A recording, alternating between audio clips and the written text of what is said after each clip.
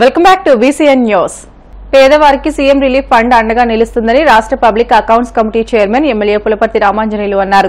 MLA camp కార్యాలయంలో 25 మంది లబ్దిదారులకు 24,85,389 చెక్కులను ఎమ్మెల్యే రామాంజనేయులు చేతుల మీదుగా అందించారు. ఈ సందర్భంగా ఎమ్మెల్యే రామాంజనేయులు మాట్లాడుతూ ఆపదలో ఉన్న వారిని ఆదుకోవడం మానవ ధర్మమని, అర్హులైన ప్రతి లబ్దిదారునికి అన్ని సంక్షేమ పథకాలను కూటమి ప్రభుత్వం అందిస్తుందని అన్నారు. ఈ 10 నెలల్లో సీఎం రిలీఫ్ ఫండ్ కింద భీమవరం నియోజకవర్గంలో ఇప్పటి వరకు 169 మందికి 1,54,65,131 రూపాయల చెక్కులను అందించామని ఎమ్మెల్యే రామాంజనేయులు తెలియజేశారు. ఈ కార్యక్రమంలో కూటమి నాయకులు, కార్యకర్తలు, అభిమానులు పాల్గొన్నారు.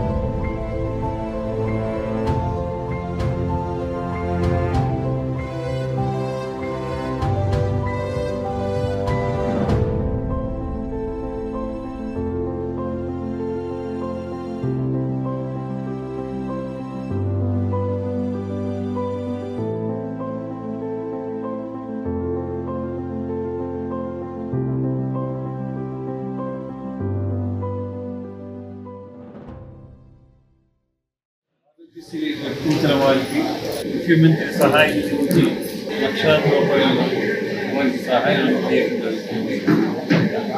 ఇప్పటి వరకు మన భీమవరంలో మన ఎన్డీఏ కూటమి వచ్చిన తర్వాత 169 మందికి 1,54,65,131 రూపాయలు ఇవ్వడం జరిగింది.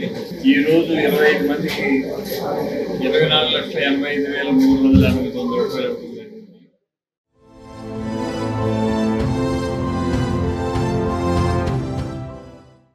రెండు రోజులుగా భారతదేశ బోర్డర్లో పాకిస్తాన్ దుశ్చర్యల్ని తిప్పికొడుతున్న మన భారత భద్రతా దళాలకి భీమవరం నియోజకవర్గ ఎన్డీఏ నాయకులు ప్రజల తరఫున పూర్తి అండగా ఉంటామని తెలియజేస్తూ, తెలుగువాడైన మన ఆంధ్రప్రదేశ్ వాసి మురళీ నాయక్ వీరమరణం పొందిన సందర్భాన్ని ఘనంగా నివాళులు అర్పిస్తున్నాం.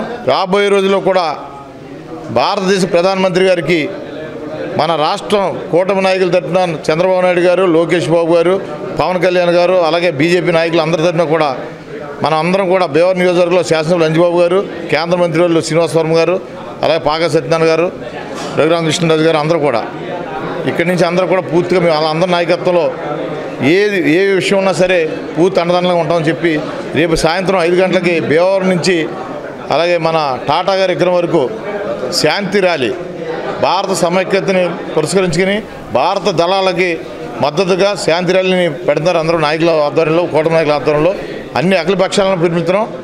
అన్ని మతాలు, అన్ని వర్గాలు, అన్ని పార్టీల నాయకులు కూడా దాంట్లో కార్యకర్త ప్రజలు పాల్గొనవచ్చు. రాబోయే రోజుల్లో మన భారతదేశం సుమారుగా ఇప్పటికే మనం విజయాన్ని అంచునున్నాం. పాకిస్తాన్ దుశ్చర్యని పూర్తిగా అంతమొందించే దశలో ఉన్నాం. అవన్నీ కూడా విజయవంతం చేసి మన భారత సైనికులు జై హో భారత్ కింద మనం అందరం ఉండాలని చెప్పేసి భారతదేశం పుట్టిన ప్రతి పౌరుడు కూడా భద్రతలకు మద్దతుగా ఉండి పాకిస్తాన్ అనేది ప్రపంచ పటంలో లేకుండా చేయాలనేది ఒకే లక్ష్యంగా ముందుకెళ్తున్న సందర్భంగా మన భీమవరం నియోజకవర్గం స్థానిక ఎమ్మెల్యే గారి కార్యాలయం నందు అంజిబాబు గారి చేతుల మీదుగా సుమారు 25 మందికి, ఎందుకంటే గత ప్రభుత్వంలో ఇబ్బంది పడినటువంటి పేద ప్రజలందరూ కూడా ఆరోగ్యశ్రీని అటకెక్కించినటువంటి వైఎస్ఆర్సీపీ ప్రభుత్వాన్ని మరి ప్రజలందరూ కూడా ఏ విధంగా పంపించారు మనమందరం ఒకసారి ఆలోచన చేసుకోవాలి. ఇదే కాదు, ప్రతి విషయంలో కూడా పేదవాడిని ఇబ్బంది పెట్టినటువంటి జగన్మోహన్ రెడ్డి ఈరోజు ఇంటి దగ్గర కూర్చుంటే ప్రజలు మమ్మల్ని నమ్మి అధికారం ఇచ్చినందుకు ఈరోజు రాష్ట్ర వ్యాప్తంగా అందులోనూ భీమవరంలోని మన ఎమ్మెల్యే అంజిబాబు గారు చొరవతోటి సుమారు ఇప్పటి వరకు 1,54,65,131 రూపాయలు మరి సీఎం రిలీఫ్ ఫండ్ కింద మరి ఆరోగ్యం బాగులేని వాళ్ళకి ట్రీట్మెంట్ చేయించుకున్న వారికి ఈ రోజు వరకు ఇవ్వడం జరిగింది. మరి ఈరోజు 25 మందికి, అదేవిధంగా గత 3 దఫాలుగా కూడా సుమారు 200 మంది వరకు కూడా ఈ యొక్క అవకాశాన్ని సద్వినియోగం చేయడం జరిగింది. కూటమి ప్రభుత్వం కేవలం పేద ప్రజలకి, ఆపదలో ఉన్న వాడికి ఆదుకోవాలనే ఆలోచనతోటి పూర్తిగా పనిచేస్తూ ఉన్నది. ఇచ్చిన హామీలన్నీ కూడా పూర్తిగా నెరవేరుస్తూ ఇక్కడ ప్రతి దాంట్లో కూడా కేవలం రాజకీయ లేకుండా పేదవాడికి, అదేవిధంగా బడుగు బలహీన వర్గాలకి న్యాయం చేయాలనే ఉద్దేశంతో ఏర్పడిన ప్రభుత్వం పూర్తి స్థాయిలో చంద్రబాబు నాయుడు గారు, పవన్ కళ్యాణ్ గారు ఆధ్వర్యంలో న్యాయం చేస్తుందని చెప్పి ఈ సందర్భంగా తెలియజేస్తాం. ప్రతి జిల్లాలో స్పోర్ట్స్ కాంప్లెక్స్లను, స్టేడియాలను నిర్మిస్తామని రాష్ట్ర రవాణా, యువజన మరియు క్రీడల శాఖ మంత్రి మండిపల్లి రాంప్రసాద్ రెడ్డి పేర్కొన్నారు. విక్రమసింహపురి విశ్వవిద్యాలయంలో జరుగుతున్న అఖిల భారత ఇంటర్ యూనివర్సిటీ పురుషుల సాఫ్ట్ బాల్ పోటీల లీగ్ దశను ఆయన ప్రారంభించారు. యూనివర్సిటీ ప్రాంగణానికి చేరుకున్న ఆయనకు విశ్వవిద్యాలయ ఉపకులపతి ఆచార్య అల్లం శ్రీనివాసరావు స్వాగతం పలికారు. నెల్లూరు పట్టణంలో విక్రమసింహపురి యూనివర్సిటీలో జాతీయ సాఫ్ట్ బాల్ కాంపిటీషన్స్ చివరి రోజు రేపు ఉంటే ఈరోజు ఈ కార్యక్రమానికి ఆహ్వానించిన వీసీ గారికి, రిజిస్టర్ గారికి, అలాగే విక్రమసింహపురి యాజమాన్యానికి ప్రతి ఒక్కరికి ధన్యవాదాలు. ఈరోజు సాఫ్ట్ బాల్ అనేది ప్రపంచవ్యాప్తంగా మంచి ప్రాచుర్యం పొందిన క్రీడ. అది ఈరోజు సుమారు 97 జట్లతో పురుషుల విభాగంలో, అలాగే 94 జట్లతో మహిళల విభాగంలో ఈరోజు ఇక్కడ జాతీయ స్థాయిలో ఇక్కడ మన నెల్లూరు పట్టణంలో నిర్వహించుకోవడం మనందరికి గర్వకారణం.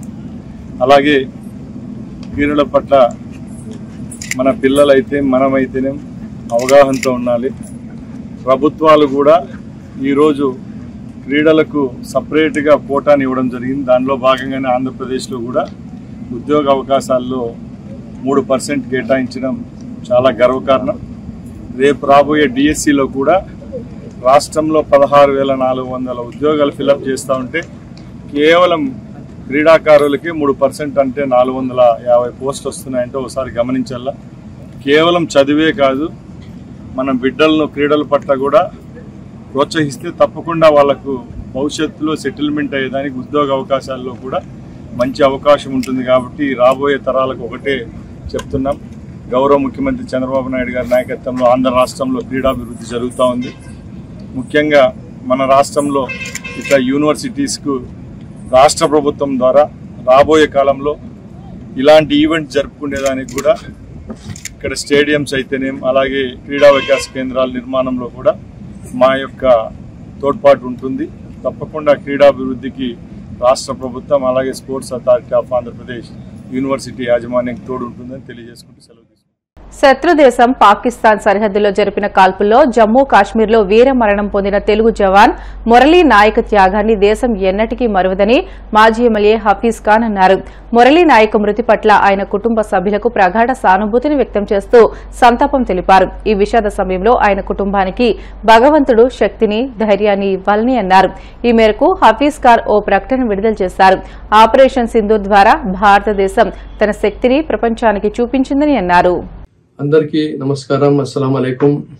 జమ్మూ కాశ్మీర్లో వీర మరణం పొందిన తెలుగు జవాన్ మురళీ నాయక్ గారి కుటుంబ సభ్యులకు నా ప్రగాఢ సంతాపం. దేశ భద్రత కోసం తన ప్రాణాలను అర్పించి మురళీ నాయక్ గారి త్యాగాన్ని ఈ దేశ ప్రజలు ఎన్నిటికీ మరవరు అని చెప్పి తెలియజేసుకుంటున్నాం. ఈ విషాద సమయంలో ఆయన కుటుంబానికి భగవంతుడు శక్తి, ధైర్యము ఇవ్వాలని చెప్పి మనస్ఫూర్తిగా కోరుకుంటున్నాను.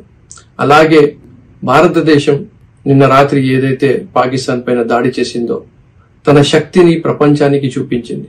మన దేశాన్ని విడదీయాలని ప్రయత్నించిన వాళ్ళు ఇప్పుడు వాళ్ళ స్థానం ఏమిటి అని తెలియజేసింది. మనల్ని విడదీయాలని చూసిన పాకిస్తాన్ ఇప్పుడు తన సైన్యంలో, రాజకీయాల్లో, రాష్ట్రాల్లో విడిపోతుంది.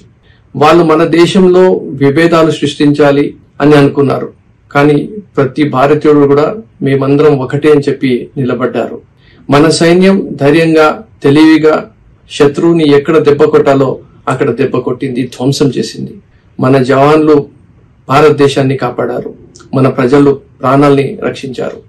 భారత్ ఎప్పుడు తల వంచదు, ఎప్పుడు వెనకడుగు వేయదు, శాంతి కోరుకుంటది, కానీ అవసరమైతే దిమ్మ తిరిగే బలంతో సమాధానం కూడా చెబుతుంది అని చెప్పి మరొకసారి నిరూపించింది. జై జవాన్, జై హింద్. కృష్ణా జిల్లాలోని కంకిపాడులో షాకింగ్ ఘటన చోటు చేసుకుంది. ఆర్టీసీ డ్రైవర్ సమయస్ఫూర్తి ఓ చిన్నారి ప్రాణం కాపాడింది. బస్సు వెళ్తుండగా చిన్నారి రోడ్డు దాటేందుకు ప్రయత్నించింది. ఇది గమనించిన డ్రైవర్ వెంటనే సడన్ బ్రేక్ వేశాడు. దీంతో చిన్నారికి పెను ప్రమాదం తప్పింది. మొత్తానికి డ్రైవర్ సమయస్ఫూర్తితో చిన్నారి క్షేమంగా బయటపడింది. హైదరాబాద్ శంషాబాద్ అంతర్జాతీయ విమానాశ్రయంలో అధికారులు భద్రతను కట్టుదిట్టం చేశారు. సిఐఎస్ఎఫ్ బలగాల పర్యవేక్షణను పెంచారు. 24 గంటల పాటు డేగ కళ్లతో ఎయిర్పోర్ట్ కి భద్రత కల్పిస్తున్నారు. స్థానిక శాంతి భద్రతల విభాగం, ఇంటెలిజెన్స్, ఎస్బీ, పోలీసుల సమన్వయంతో విమానాశ్రయానికి భద్రత కల్పించారు. ఎయిర్పోర్ట్ చుట్టూ ఏర్పాటు చేసిన సీసీ కెమెరాల ద్వారా భద్రతను పర్యవేక్షిస్తున్నారు.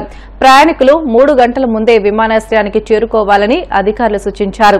పౌర విమానయాన మంత్రిత్వ శాఖ ఆదేశాలతో ప్రయాణికులను అధికారులు క్షుణ్ణంగా తనిఖీలు చేస్తున్నారు.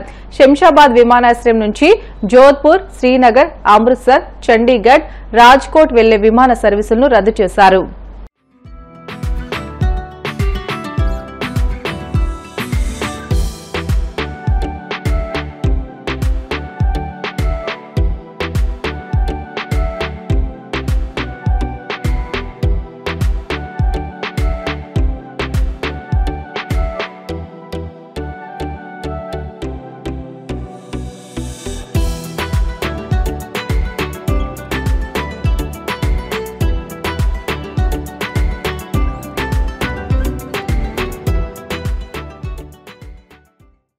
వార్తలు ముగించే ముందు ముఖ్యాంశాలు మరొకసారి. గత ఎన్నికల్లో తాను విజయం సాధించాలని పింఛన్ డబ్బుతో మొక్కు చెల్లించిన వృద్ధురాల్ని సన్మానించిన ఉప ముఖ్యమంత్రి పవన్ కళ్యాణ్.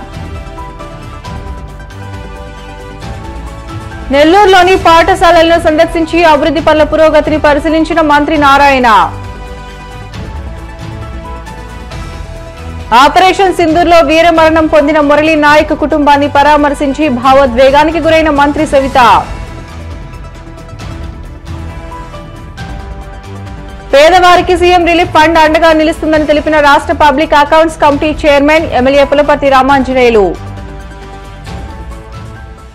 ఇవి ఇప్పటివరకు బులెటిన్లోని అప్డేట్స్. మరిన్ని వార్తల కోసం BCN digital YouTube channel, Facebook పేజీని ఫాలో అవ్వండి. అప్డేట్ వార్తల కోసం ప్లీజ్ డూ సబ్స్క్రైబ్.